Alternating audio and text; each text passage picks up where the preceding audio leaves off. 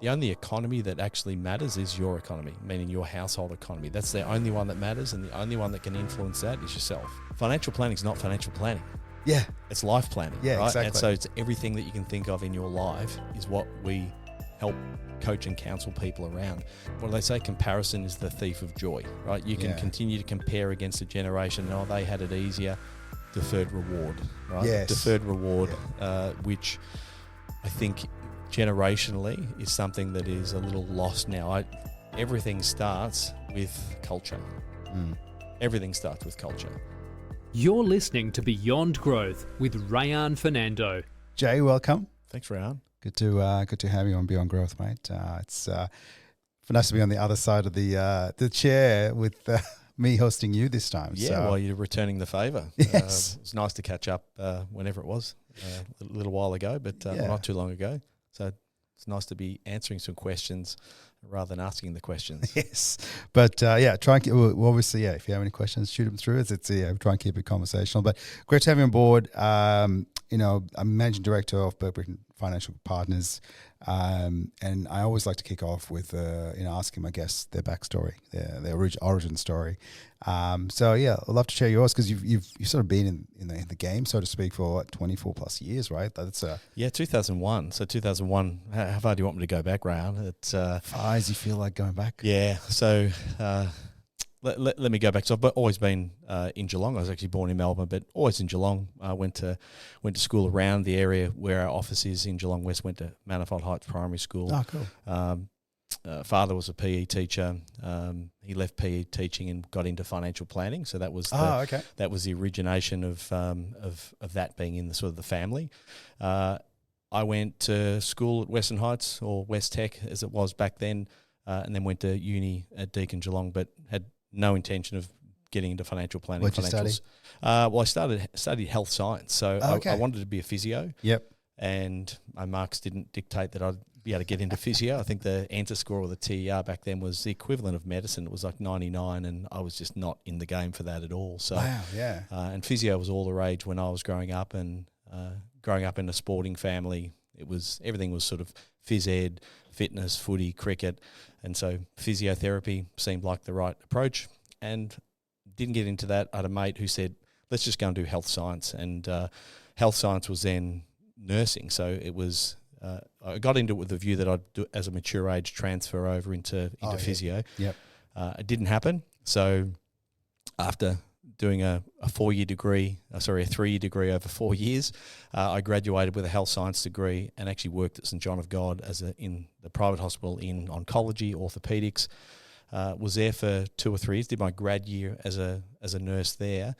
And then family circumstances dictated that, so my parents were starting a financial planning business, so in sort of 2001. Yep. My father had he was an employed financial advisor, was planning to start a financial planning business on his own with my mother. And at the same time, my older brother passed away suddenly.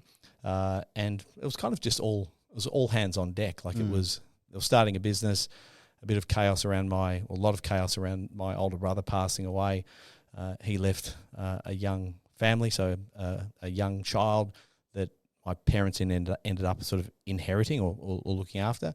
And so there was just a lot of turmoil in the family at that point, which meant I needed to help out. So I started helping out just with the sort of the mechanics of the business to begin with. This was 2001, July of 2001. Within 12 months, I went, I don't think I'll go back to nursing.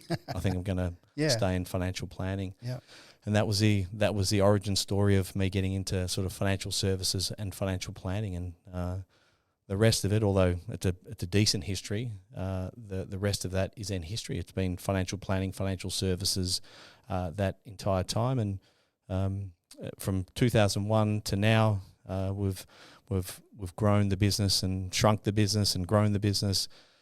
And I've grown a family, so father of 5, and where we are today, very, very proud to look at the business where it is today. And after sort of 24 years, as you said, 24 years in operation, it's been a bit of a journey.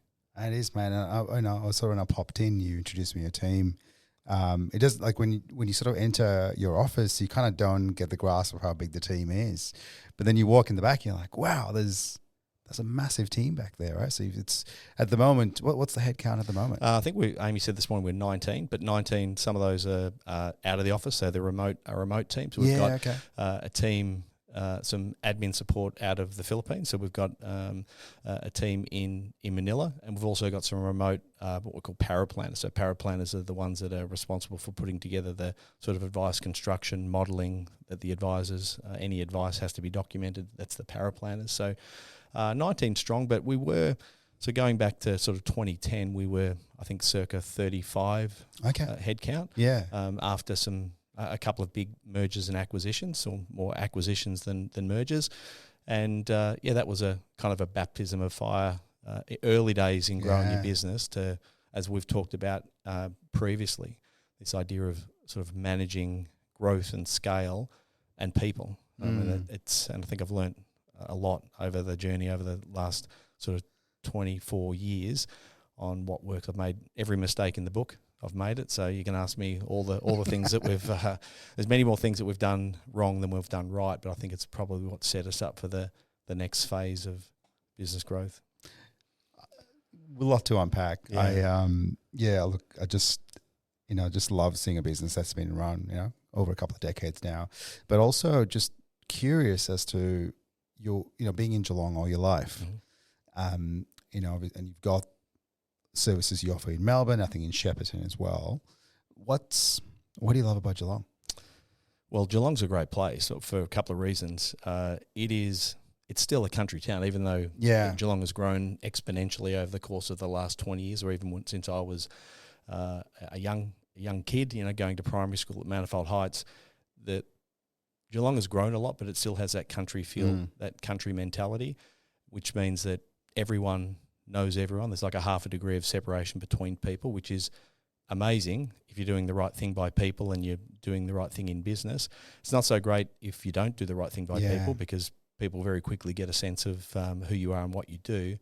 And that's probably that element's probably led us to apply some of those same principles in the Golden Valley, so where we operate in Shepparton, and we have operated up there since 2007.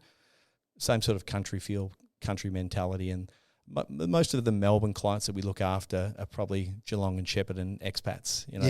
They're ones that have migrated to the big smoke. But most of our clientele are sort of regional based. Yeah, that's awesome. And look, I've been here for 25 years, and still sort of think about the days when I moved in. I thought, man, Geelong's just, back in like 2000 when I moved, it felt like a lot more country than it is now. But it's just amazing how much it's grown. Like, it's just expanded so much. It seems like you think there's a limit, but it just keeps going, Geelong, which is awesome. And look, with going to Shepparton, was that through acquisition? Like you mentioned, the three major acquisitions you did, short time span. Was that through acquisition that you sort of stepped in there?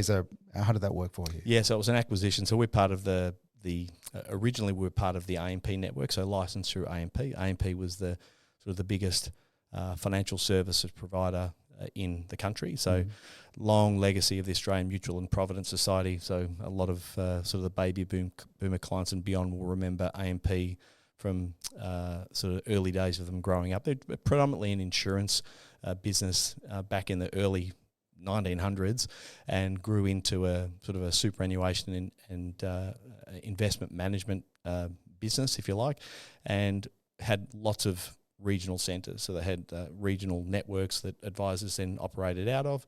And then sometime around sort of the late 90s, a lot of those employed advisors became self-employed, and AMP gave them an opportunity to essentially buy their book of clients. Oh, okay. And so that happened sort of the late 90s, and then you had a bit of an exodus of financial advisors that had been around the industry for a long time, and they essentially were selling their books. And so we had a relationship with an existing business and business owner up in Shepparton with a business called Secure Life. And Secure Life was predominantly, it was a very agricultural focused business, a lot of farmers, and lots of, I suppose, old wealth in that region. And was very similar to our business in the sense that we were regionally focused, very relationship focused, and it was what seemed, at least on paper, it seemed like a very neat fit to actually bring those two businesses together. So had all the ambition in the world as I think it was 2007. If you remember 2007, and not too long after that, there was a thing called the global financial crisis, the subprime mortgage collapse. The way we actually bought that business was essentially based upon the revenue it generated, and the revenue it generated was directly proportional to the assets under advice.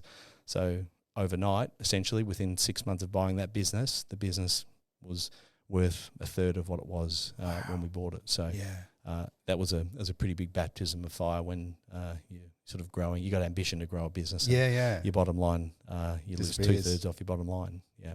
How'd you deal through that? How like talk us through that stages? Well, again, it was this idea of like ambition. Your ambition was very quickly woken up with reality. You know, what you thought you could do versus what would happen in reality. And risk mitigation now it's funny because I think now about everything that informs how I provide advice to clients. A big part of that is now around risk mitigation, like looking at the things that externally that I can spot in clients that they wouldn't otherwise see. So I get business owners that come to me with great ideas and passion and vigor, but don't really think about all the things that potentially could go wrong. And sometimes it can be looked on as like pessimistic to be thinking about all the things that could go wrong. But if I look back now with the benefit of hindsight, and we could have done much better due diligence on what was happening in the markets. We could have done a much better job of having clauses in our purchase agreement for sort of roll-off cover or being able to sort of revise a contract over a period of time. We didn't do that, and so what we ended up doing is having to really just roll the sleeves up and say, okay, well, what I intended to be a business that worked autonomously was a business that I had to travel up to probably 3-4 days a week for a couple of years. Oh, wow. So, and really just bed down relationships, make sure that we bedded down our systems and processes, and this. You talked to me on the last podcast about, and you might have to correct me with the tool, the delegate and elevate. Delegate and elevate. And in our terminology, it's this idea of decentralized command. Decentralized command is essentially the idea of finding the things that other people can do that, you know, they're better served doing. And it's a really attractive and a really appealing thing to think, I'd love to have a business where everyone else does the work and I can just manage things. But the problem is that we try to jump straight to that step. 100%. Like we try to jump straight to that. So we had a team up there. We had a team up in Shepparton. We had 3 advisors, probably similar amount of support staff. And I thought, we'll buy the business. They'll run independently. We'll just influence them from a distance, you know, from Geelong. We'll be able to embed our systems and processes. And very quickly you realise that even though we thought on paper there was a great synergy between the two businesses, were very, very different, different culturally. I was going to ask that, yeah. Yeah, huge difference culturally. Like Shepparton is, on face value, looks similar to Geelong. It's regional, but the reality is it's actually a very different business, maybe even more casual and relaxed than Geelong is. So in orders of magnitude, more relaxed than the likes of Melbourne, both clients and also business. But, you know, it was a lesson in... it was humbling that you know, you can have a great idea, but if you don't actually sort of articulate that idea and have a mechanism or a process to embed it, particularly in a business, a remote business, like I think back now and go, it was pretty ballsy to think we could go and spend a few $1 million on a business and it would just function. Yeah. And but anyway, I look back now as probably one of the best things that actually happened to us as a business. But also for me as a business owner, some of the lessons learned out of that are ones that I don't think I'll repeat again in the future. And it's those ones that no one can even tell you not to do, because you sort of need to do it and learn yourself as well. You have to. It doesn't look the same when you hear someone talk about it. You got to feel it. You got to feel the pain we go, what do we do now? Like, what do we do now that our revenue, 2/3 of our revenue's gone? I've still got the borrowing for actually gone and bought that business. I've got to service that. I've got to make sure clients who are at the peak hysteria of the markets, needing support. And so I literally had to just roll the sleeves up. So the likes of Delta, who's still with us now, Delta and I used to head up there regularly and just get in front of clients. And again, look back now and go, some of the best relationships I built were in those couple of years when it was because you showed up. It was chaotic, but we were in front of clients and we're here for them. And at the same time, we were doing things like we had to change our service model overnight. Like we had to embed what was a business based upon what we call like trail revenue. Trail revenue was where you get paid a fee based upon the assets that you have.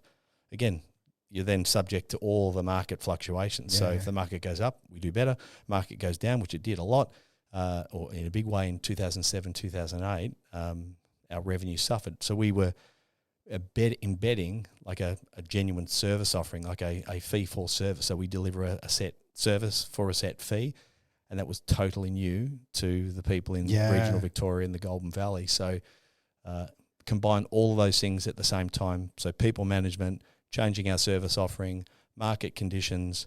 I was growing a family at the same time. Yeah, and it was a great. I look back now and go, it was a great time. A great time that actually set up the success that we have today. That's awesome. And I think it's, you think of it, as much as it was probably hard to do the traveling and be in front of people, but that would have helped so much in sort of just getting that team and that culture going in the right direction for you by being there, right? Because otherwise that arm's reach comfort factor would have been almost a negative in the other way, just not being able to get in front of people as quickly and then having that separation with the two businesses. Yeah, it was imperative, and it probably should have been the thing that we had agreed to do from the outset. We should have had in mind from the outset. That should have been part of our rollout plan that we were there more frequently from day dot. It was forced upon us, and I think again with the benefit of hindsight, it was good. I mean, anyone out there buying a business and thinking that they can just do it without being belly to belly to some degree with the staff that they have there and the clients, I think you probably got to think a little more deeply about that, because the risk is that that business will develop its own culture, that regional office or that business will continue to develop its own culture, and they'll go off in their own direction, which is probably not going to be in the direction you want it to be. No, that's it. And you see it all the time, especially in the IT space, the technology space. There's been so much M&A activity over the last 5 years. But you see that where those remote offices quickly either wrap up or just, this unhappiness in those remote offices. Yeah. So, no, it's good. And look, 18 years on, going absolutely strong. And like you said, such a good learning curve for yourself and to get the business in the right direction. So how big's the team in Shep at the moment? So we have zero in Shepparton. Oh, wow. Yeah. So the but that's okay. Keep going. It's by design. Yeah, So this was one of the sort of the evolutions of the business that we realised. Like early days, so 2007, 2008, we were already starting to try to integrate remote office capability. So we were using, not very effectively, but using Skype for... How good was Skype? Yeah, well, it was pretty sketchy. The cameras were pretty ordinary. It was pretty bad. Yeah. But we did things like... so this is nearly 20 years ago. So everyone had webcams. Yeah. Skype was very sketchy, but we also bought clients' webcams as well. Oh, cool. So we started... And listen, it was hit and miss. Like, there was probably... Even the staff up there, they were very reluctant to use it. But it started getting us thinking about... how much do we actually need to be client-facing, meaning physically there? And again, this is a bit of a contradiction, right? Because I just said that you want to be belly to belly, but we also started to work out, well, how much could we actually integrate remote work with being there face-to-face? And gradually over time, we still see clients face-to-face, but we give clients now the option. And we've got clients now that have been seeing us remotely for 20 years. And wow. So they've been on board in that early journey from 2007, 2008. They're used to us. So we obviously were face-to-face with them early, and then built enough trust and confidence with them that they can then pick and choose. And a lot of clients will now pick. I'm quite happy to see you remotely, Joe. I've met you before. It's not like the first time we meet is online. But yeah, we'd have a completely remote office. We essentially hot desk out of a couple of offices in Shepparton, and someone from our office, so the advisors are there probably between sort of every 2 to 3 weeks. So there's advisors in the office.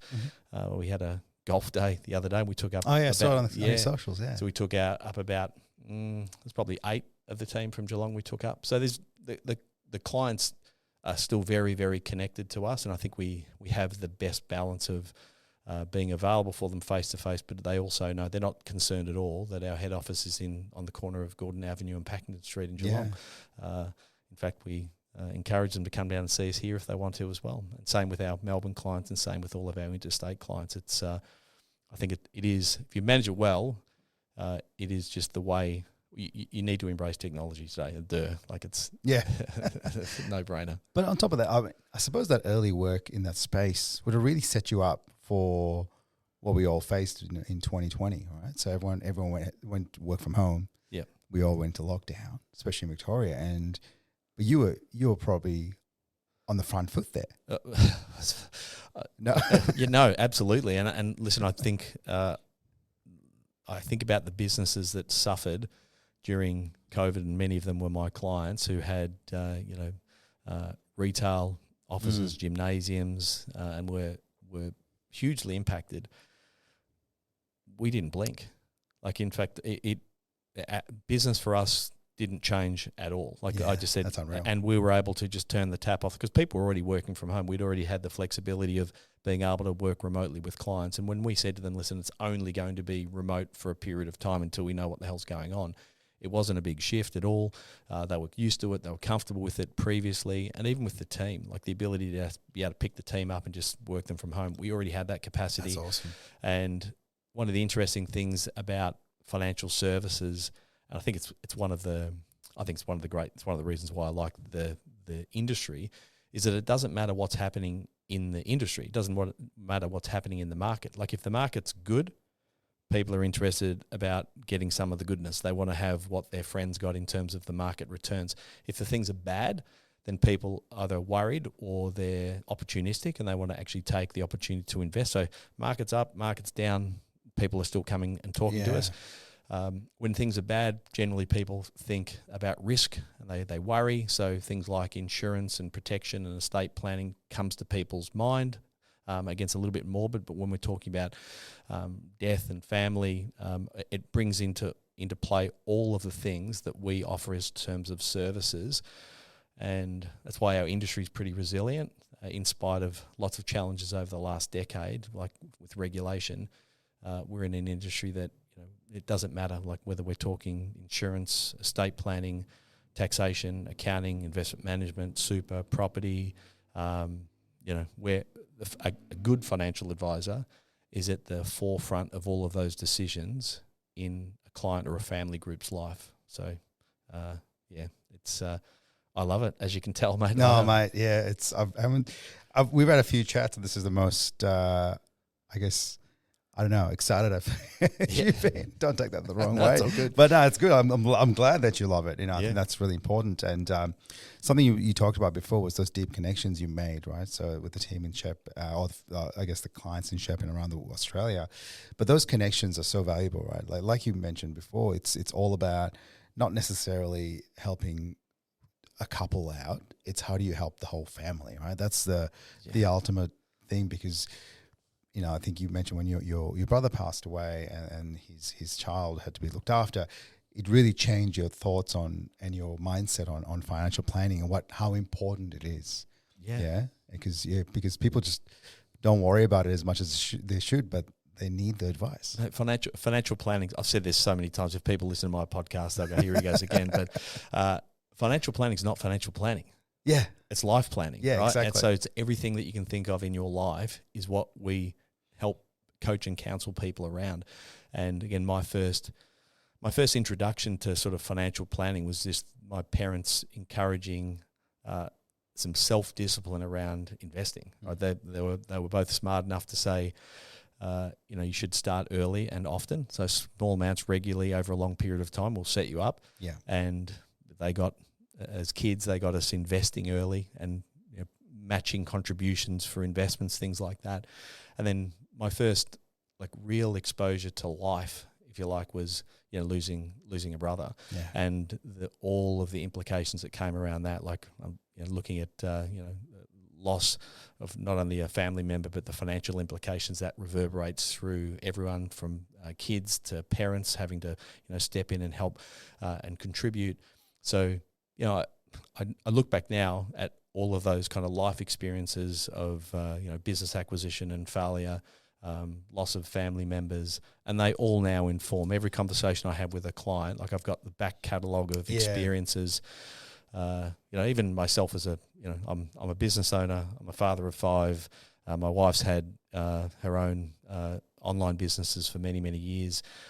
All of those influences and experiences now inform, that's what 25 years worth of failing allows you to do, is offer great experience and counsel to others who are going through similar experiences. And that's essentially what I'm doing as a financial advisor, financial coach, similar to what you do with sort of business owners and sort of coaching and counselling them. We're doing the same with family groups and business owners as well. No, absolutely. And I guess I want to break it up, because I must admit, it's, I'm sort of in my 40s. My financial planning is just a whole bunch of Googling or life planning. But I suppose, where do people begin? I suppose, I'm sort of going to play the client at the moment. Where do I begin? So I've sort of got this business. We've got a couple of online businesses as well, a bit of property, that sort of stuff. But we just, where do you start the conversation, and what do you start to plan for? Well, I think first of all, the conversation doesn't happen unless someone has got some self-interest or some sort of motivation themselves personally to do something. For most people, there's a trigger event somewhere in their life that forces them to, it could be the death of a loved one. It could be I'm starting a business. It could be I'm about to go and buy a property. I want to start a self-managed super fund. I've just took on some more debt and I need insurance. There'll be generally one entry point that people will come. It'll be the trigger event for people to come and see us. And so I think the first thing is people need to be curious about their own circumstances. Many people that will, have no real interest, or they're happy to sort of self-manage their own affairs, and that's totally fine, because financial advisors aren't for everyone. But when I'm seeing someone for the first time, they might come to see me with a view that, they're buying an investment property. Yeah. That's what they want to do. And my methodology is to sort of understand the why. It's as you would do in business terms. You're trying to work out what's the motivation here. What are we actually trying to achieve? What are we pointing at? You want to buy an investment property because your next door neighbour has got one, or is this for retirement? So this is a pool of funds to help you fund an early retirement. Are you looking for tax planning? And so once we start to unpack those things, we start to identify that what the client actually came to us with initially, which was I want to buy an investment property, is actually just maybe the symptom of their objectives, what they want to achieve in their life. Yeah. So our job is to try, and most people find this really difficult, as I'm sure you can probably correlate this to from a business point of view. It's actually quite hard. People sometimes need help to unpack where they're headed. So they might have an idea, but they haven't been able to verbalize exactly what their plan for the future is. They've maybe find it difficult to sort of quantify in dollar terms or time frame when they want those things. So part of our job as financial advisors is to sort of unpack what people want, take their own words and sort of relay it back to them as this is what we're hearing you say, and then try to put that into some form of time bound, dollar bound, when are we going to retire? How much are we going to need? We're going to buy an investment property. How much do we need? When do we want it? And every single client is very, very different. I mean, that's I suppose the beauty of our business is that I get to deal with people that are different in every respect. But it's as I said before, it's an exciting industry for those people that like dealing with problem solving. That is it, isn't it? That's what you're trying to do. You're trying to solve their financial goal problem, like not necessarily problem, but their financial goals. What's the one thing people underestimate? Because I've got my parents who have no plan for retirement, which I feel like means it's my plan. My plan is for their retirement. How couple of questions. How much do people underestimate how much they need to retire? Because I feel like that's something I've gone through personally from like myself and my wife. We sort of sat there and went like, how much do we want? What do we need to have, in the bank and coming in through either property or shares or whatever it is. I feel like they sit there and you like start to add it up, and all of a sudden you're like, wow, is 100K a year enough? Do you need 200K? What's the lifestyle you want to maintain? How many trips do you want to do? Yeah. There's so many aspects to it, isn't there? There's a bunch of aspects, and we could unpack this for a while, but let me try to sort of narrow the focus down. Like the first thing is most people don't know what it costs them to live. Yeah. Like they have no idea of what it actually costs them to live the lifestyle they want to live. And it's lifestyle, and that's the key word, isn't it? Well, it's lifestyle. It's the lifestyle they want to live, but included in the lifestyle they want to live are all of the non-discretionary things that you have to have. Like we all have sort of fixed expenses that are pretty easy to predict. The thing that people underestimate is all of the discretionary items. So what are the things that what is that lifestyle? Do you want to go to Europe every year? As early as you possibly can, trying to work out what that figure is, because that figure ultimately informs what you're going to need. So I said before, trying to work out a dollar quantity and a time frame. If we work out that someone needs, you work out what your cost of living is today and the lifestyle you go, it's $120,000 a year lifestyle. You go, okay, well let's fast forward that to retirement, and what drops out of that? Well, if you've got a mortgage, hopefully we're mortgage free by the time we're 60. And if you've got kids, maybe the kids' education costs drop out.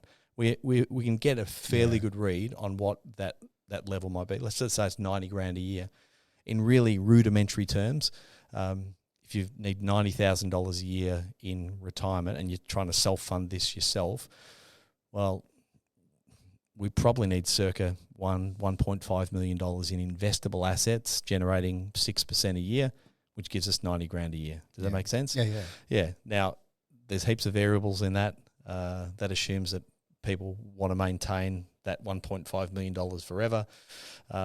One of the interesting things, I did a podcast last week with Ben, one of our other senior advisors, and we sort of unpacked this same question of what are we underestimating when we think about how much we're going to need in retirement. And you mentioned it just before, that when I do that simple calculation on what you need for your lifestyle, what it doesn't account for is that your parents, right, and you're the sandwich generation like me, right? So you're in the middle generation where you're thinking up towards parents and you're thinking down towards kids, and you're thinking I'm going to need to financially support both of them. Yeah. So I'm potentially that $90,000 as an example. I need the income to support the lifestyle that I want to live, but actually I might need to help mum and dad into aged care. And actually I might need to help the kids into a property because the property prices are going through the roof.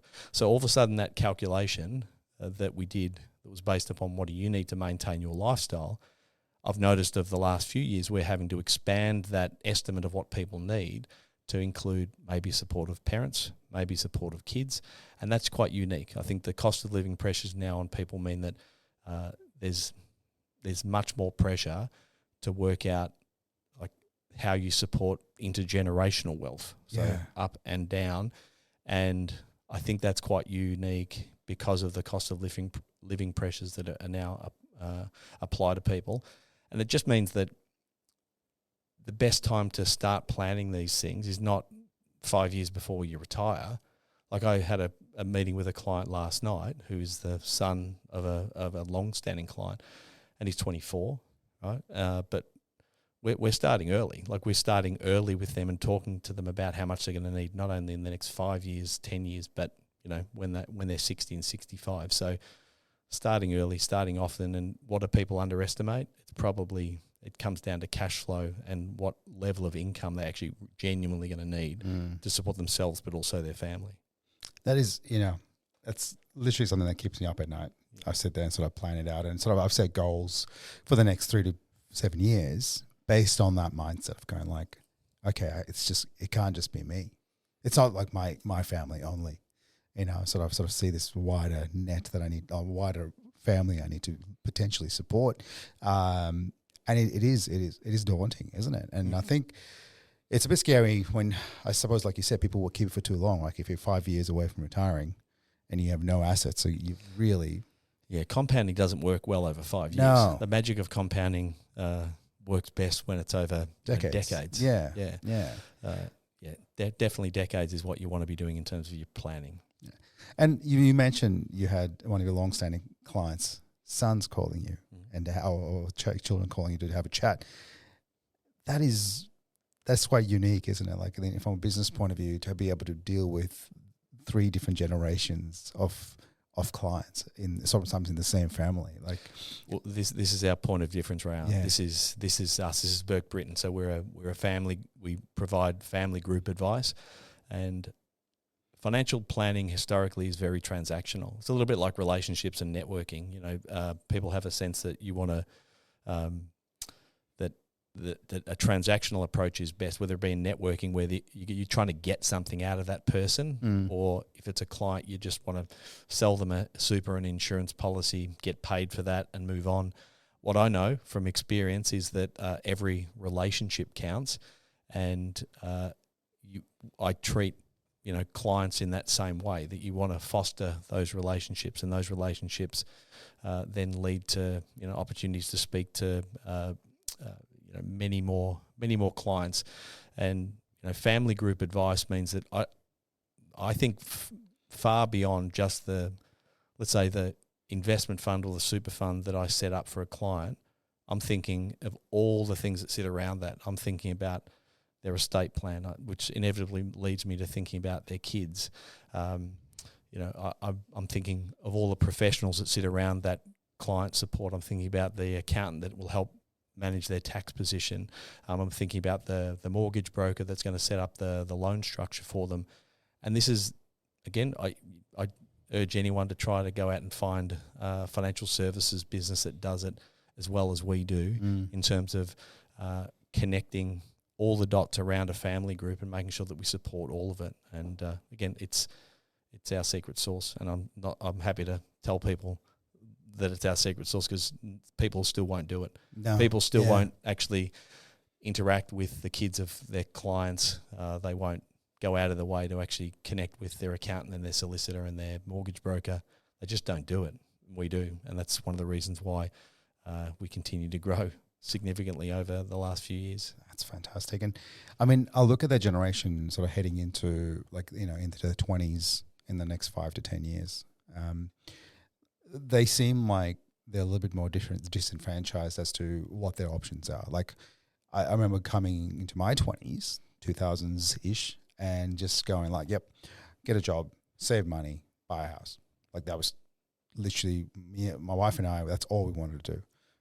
We sort of saved, bought a block of land, paid it off for a bit, built a house while we saved. And it was a real challenge, but that's kind of what we did. But I feel like it was still affordable, like 20 something years ago. Like, you could actually go, it kind of like, how much you earned correlated to how much the cost of the house was, right? But people coming to the housing market now, it just seems like it's so far away. But I feel like that's almost more reason to have a chat to someone like yourself and go like, okay, how do we achieve this? Because it does feel like they're miles away from that goal, and it's almost easier not to start. Yeah. It's funny when I think about that comment of, I did another podcast where I said, is it really harder to get into a property market than it was 20 years ago? Or have we just convinced ourselves that that's the case? And I think it's both. Like, I think it's both things. I think there's a lot of sort of confirmation bias in just social media. Like, kids are constantly now told. Yeah. Like, they're just told it's super expensive and you can't afford it, and it used to be way easier. They have no context on the past. So they're literally just picking up what they've heard in social media. Now, the reality is, yes, like the property prices as a multiple of the average income has definitely increased. But life changes all the time, right? Every generation is different. And I think, what do they say? Comparison is the thief of joy, right? You can continue to compare against a generation and, they had it easier. You're in this generation right now. You've got the tools and you've got the skills. And this is probably one of the ethos that I sort of encourage of our younger clients, because it's the sort of the principles and the values that we abide by as a business, and that is sort of individual personal responsibility. Like, you can blame previous generations, you can blame inflation, you can blame the government, you can blame property prices, you can blame immigration, whatever. There's plenty of things to blame, but the only economy that actually matters is your economy, meaning your household economy. That's the only one that matters, and the only one that can influence that is yourself. Just give me 30 seconds. If your business is serious about certification and trust, you need to know about ISO 365. They make ISO compliance simple, practical, and sustainable by building your ISO systems inside the Microsoft 365 tools you already use. No extra software, no hidden licenses, just real control and ownership of your compliance. I love the work that ISO 365 does, because they don't just hand you templates and walk away. They become part of your team as virtual compliance officers, guiding you from gap assessment through to certification and long-term compliance. If you want compliance that actually works for your business and helps you win trust and new contracts, check out ISO 365. And now back to the show. So, same podcast I did last week, we talked about kids staying at home for longer. Cool. Kids are needing to stay at home for longer. And as a father who's got 5 kids, I'm quite happy for the kids to stay home longer. But there's a caveat to that. The caveat to that is that the expectation, if you're home for longer, is that you make effective use of the income that you have, so that when you are out in the market, you can afford to start a business, buy your first home. And I know there again, some of the principles that my parents embedded into me was that, the discipline, the self-discipline to start early, invest often, don't complain about what you don't have. Focus on what you do have and try to make the most effective use of it. And I try to apply that to all of the sort of younger generation that come to see us, whether they be kids of our existing clients or whether they come and see us fresh off the street.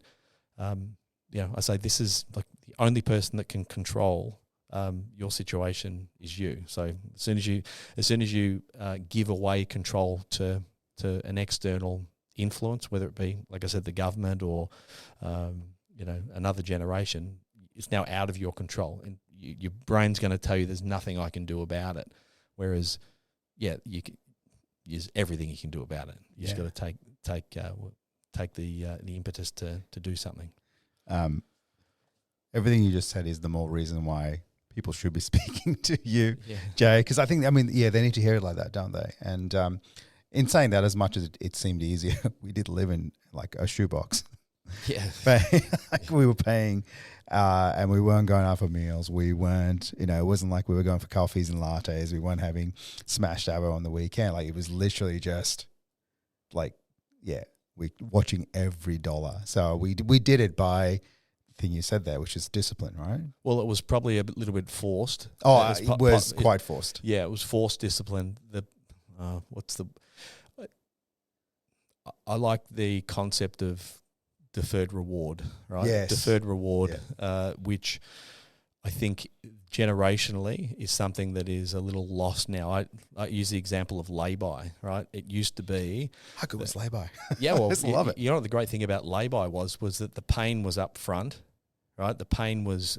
you had to make your incremental payment. So anyone who doesn't know what lay-by is, you'd actually pay off... Reverse afterpay. Exactly. So, but what do we got now? You've got afterpay, like, where you get all of the reward early, and the pain comes later. Yeah. And it's just inverse. It's us about, and I think if people would go back to, like most things, if you get the reward up front and the pain later, it should be inverse. You should be thinking about, I need to have the pain up front. I've got to do the hard work. I've got to have the discipline to put in place systems and processes and structures. So this applies to your household. This applies to you as an individual, as an investor. It's the same with business. You know, hoping that the business is just going to fly, is very different than actually putting in the hard work to put in place a strategy and systems and processes that actually help you get there incrementally over time. But the pain in most instances is worth the end result. Absolutely, and I think that's sometimes lost these days. And geez, we're sounding old in our 40s, mate. Saying it these days, I'll look. It's like that though. I sort of look at things, and there's so much I miss. And I look at my kids, and this is just not necessarily financial stuff, but my kids are young, and they just don't have time. They don't have any boring time. Like they just it's literally. There's something they can do constantly. And I remember growing up, I think we called it mindfulness back in the day, but we literally had time where we just looked out a window, or we sat in a bus, or we created a whole industry of mindfulness, which is just what we did. We had nothing to do. So I'll just sit and think. Yeah, imagine, yeah. Think I'll go and climb a tree and just play with sticks, dig a hole. Yeah, I know what I mean. And I feel like, call me old, but but that's one thing I wish my kids had that. They've just got something to keep them occupied all the time. And I know that's partly my fault as well, and for providing some of that stuff. But it's got a situation where we cut back as much as we can. But man, I worry what they're going to be like as adults who just want things so quickly, but it's just not going to be there. Yep.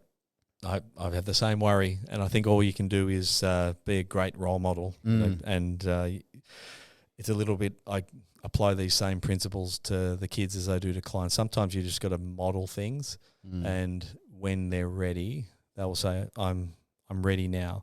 And sometimes it won't be when, I can tell my kids till I'm blue in the face, what they should do, but it's not until I see them interact with other people and I go, there it is. There's the politeness, there's the humility, or there's the respectfulness that they might not display to me because I'm dad. Yes. But if I can model that as much as I possibly can, then they will do as I do, not as I say. Yeah. So if it's just modeling behaviours, and that's again, similarly with business, you got to model the behaviours in business that you want your clients to implement. So if I'm a financial delinquent, then I'm not a great example for my clients. But it's like those life experiences I talk about, where if you can show clients that I've modelled those behaviours of good business management and good financial management, they will model themselves at some point. No, that's awesome. That's awesome. And look, one shout out to my son anyway. He absolutely loves saving and he literally hounds us for how much interest did I get this month? I'm like, wow, okay, that's good. And he's 11. Yeah. That I didn't have at his age. So I guess there's some positives there. One thing I want to ask, so financial planning and as a financial partner, we touched on a few different things, but what are some of often areas that people don't know that you do? Because looking at the stuff you've got on your website, you cover a huge gamut of areas, right? From like you said, life planning. Yeah. Well, I think one of the things that we've done poorly as an industry is explain to people what we do, right? Because there is the breadth of what financial planning is it can be quite extensive. Historically, financial planning has been super and insurance. So most people know if you need some support with your super or insurance, you go and see a financial advisor. That would be my interpretation of what people envisage financial planning is. What they don't necessarily understand that we do is, doesn't matter whether someone's got a lot or a little of money, cash flow management, whether it be in a business, so the ability to help people sort of manage cash flow. In my mind, cash flow is probably the cornerstone of any decision you make in any financial decision you make in your life comes down to, can you afford to do it or not? So a lot of people don't understand that we actually will help people, small or large business owners or individuals, help manage their and sort of coach and counsel them around their cash flow.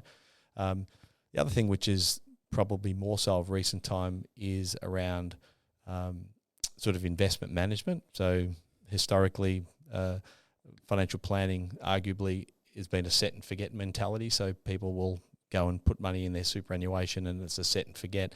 Probably the biggest growing part of our business at the moment has been where we're actively managing people's investment portfolio. So we're actually helping them decide what to buy, what to sell at any particular time. And maybe of more recent time, and this is probably more indicative of the aging population, helping a lot of clients, well, like yourself and myself with aging parents, we're actually helping them with decisions around support in the home, aged care, and managing that sort of, it's back to sort of family planning, managing the sort of succession of wealth from one generation to the next. And whenever we start to talk about intergenerational wealth transfer, we're ultimately talking about things like estate planning, sort of death and dying. Most people think I go to my solicitor to get my will done. They don't actually, they don't draw the parallel between financial planning. So I like to say that, like, we spend a lot of time growing people's wealth, but we also need to protect it as well, and that means making sure that it goes to the right people at the right time in the event of death or disability. And so that is probably one of the things that people don't really understand, is that I'm not a solicitor. I'm not going to write your will for you, but I'll be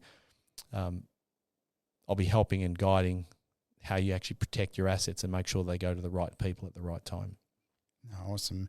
And so, it says you're a certified financial planner. Yes. And like you said, there's a lot of changes in the industry. There's a lot of different legislations that comes through. How does your team sort of keep yourself abreast of all that stuff? Because I feel like it can be easy to not be across, changes that come through from a self-managed super fund, for example, or some sort of taxation changes. Yeah, so our industry is about as heavily regulated as any industry there is, and a lot of change occurred in the last decade that means that there are very, very strict requirements around continuing professional development. So we're mandated, like any other profession, whether it be doctors or lawyers, as a mandatory component of continuing professional development. And this is one of the things that the industry itself has tried to bed down. Just a bit of a side note, over the course of the last sort of probably 5 years, something circa 60% of advisors have left the industry. The reason for that is because the education requirements to actually stay in the industry have risen greatly. And so it's been a really good filter mechanism, because what it leaves behind is those advisors that are highly educated. They actually want to be in the industry. They're actually happy to continue to do personal development and professional development. And I think in totality, it is a great thing for people wanting to go and get advice. The cowboys, in large part, are gone, and what's left are people that are highly educated, highly skilled.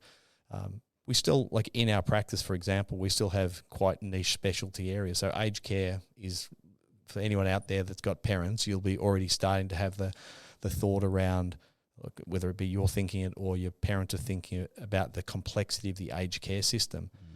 Delta Smith, one of our senior advisors who's been with us more than 20 years, she has a particular skill set and does additional continuing professional development, particularly in that space. Wow. All three of the advisors, because self-managed super funds and property investment and super are a big part of what we do. Every year we go to the self-managed super fund conference, which is like a 3-day conference, highly technical. But these are super important things to maintain sort of relevance in the industry, and also to make sure you're abreast of the changes, because super changes every 5 minutes, unfortunately. Super changes, tax changes, property duties. There's changes that we just must be abreast of, and that it's one of the reasons why, as we grow as a business, like it's very hard to be a sole practitioner in financial planning today. Yeah, like trying to be across all that.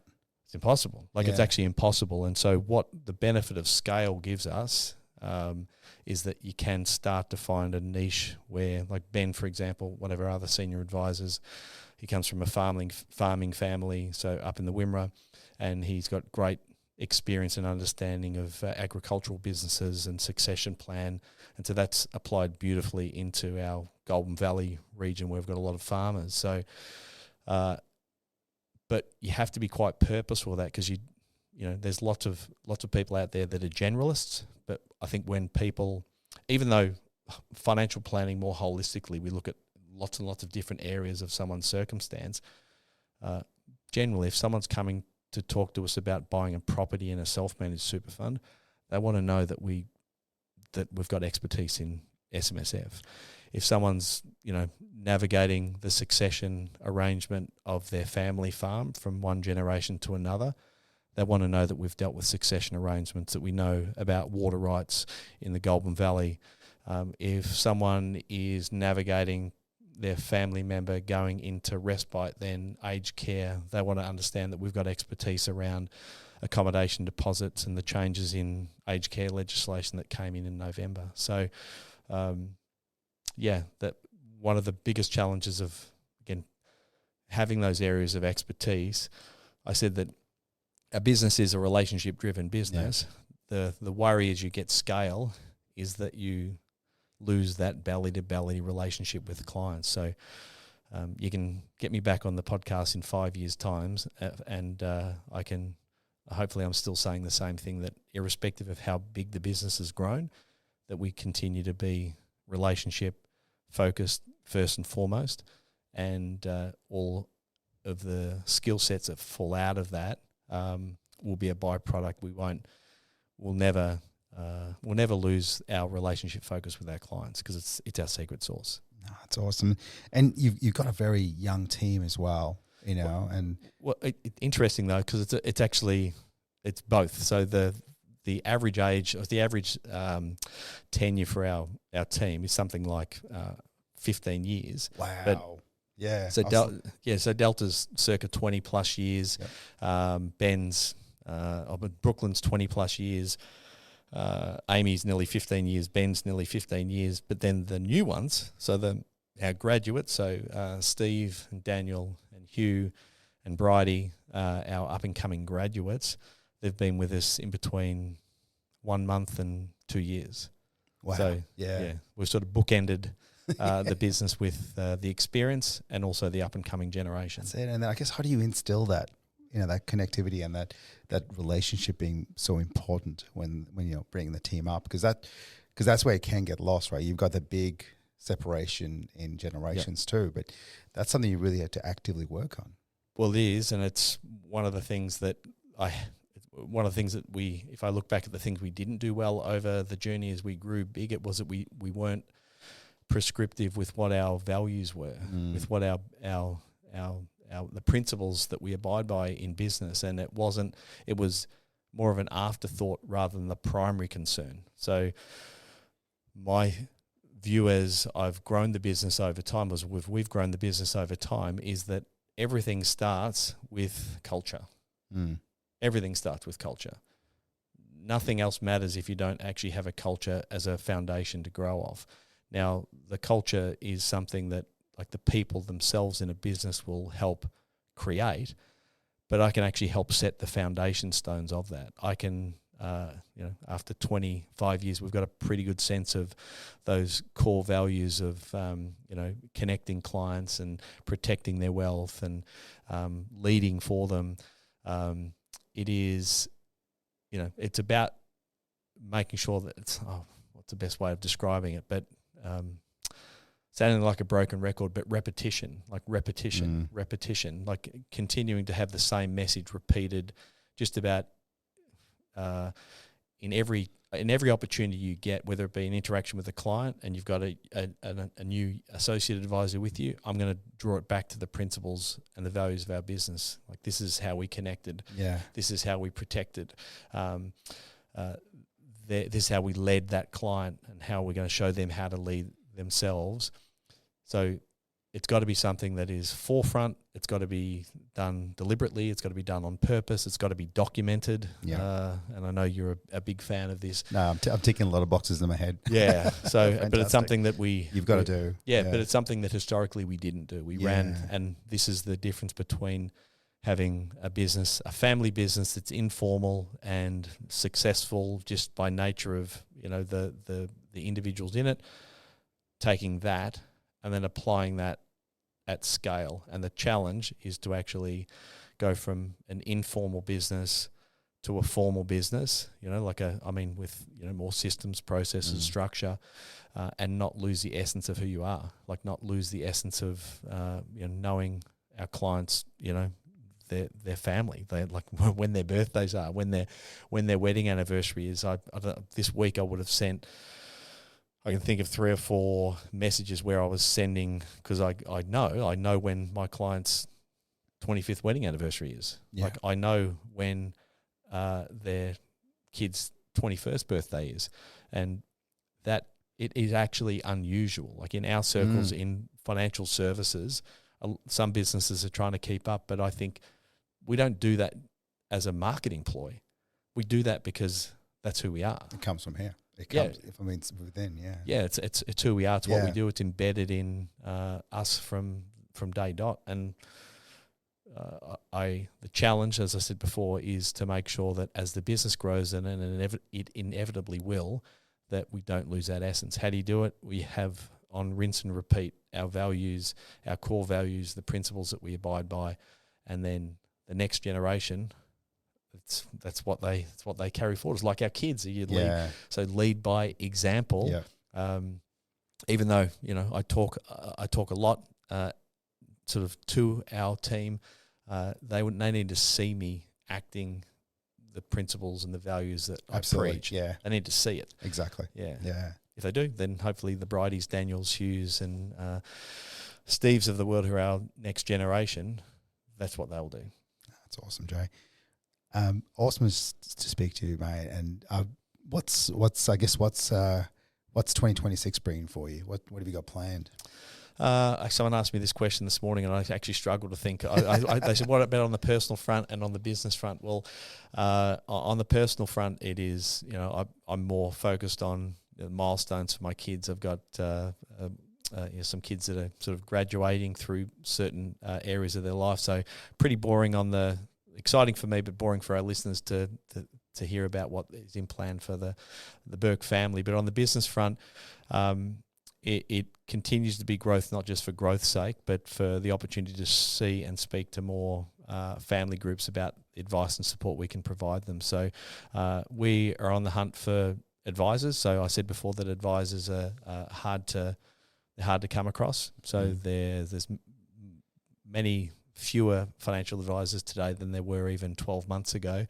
And so anyone out there listening to this that's in financial planning land and wants to have a chat to me about potentially a role at Burke Britain. So we're in sort of M&A sort of discussions at the moment. So we're looking for opportunities for growth and growth that will sort of expand on what we've built over the course of the last 25 years. So very excited. It's going to be a great 2026, and I'm sure there'll be some surprises. There'll be some challenges along the way, but I'm pumped for growth for our team and for our clients.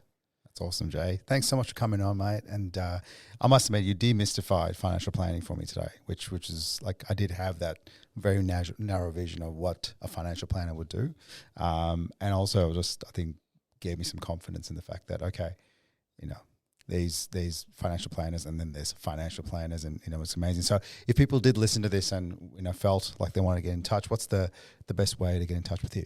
Yeah, so you can check us out, Burke Britain Financial Partners online. I think we're on Instagram. Definitely, you got to check your Instagram. Yeah. You guys have, out of all the businesses in Geelong, almost some of the best content out there. You do that really, really well. Yeah, well, shout out to Job and his team at Recreate Australia. They do an amazing job. And again, we could go down another rabbit hole with that. But yes, you can follow us on Instagram. We're on YouTube. We're on all the social media platforms, Twitter and the like. You get a bit of a taste of who we are, so you can actually hear us talk and hear what we talk about. We've got a podcast, so Finances podcast, which you can find us on Spotify. That's a good place to listen.